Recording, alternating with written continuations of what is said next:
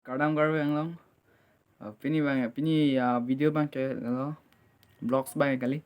Pons kami pini pinian ke Arkoi plilo nasi non ke bang ji Arkoi porni bang ke Rongker lo nasi Rongker pan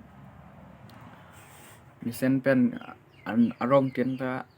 mesen pen pachun pon thayi phansi risori kardom por ahir jume yang lo pen Arong tin ta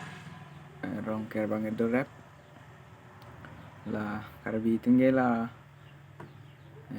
Arkoi porni si Arong tin stami Rongker bang ke bi rap si okay si than lo than na si pi po si pena bang chitong na si pini video bang ke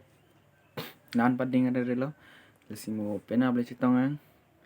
pena bang pena Rongker vlogs pang langoin ang lang dunon na ben li channel subscribe ke lang te subscribing noi like noi le ben share noi an si pini vlogs pang la an velo te pena Rongker le chitong ande kardom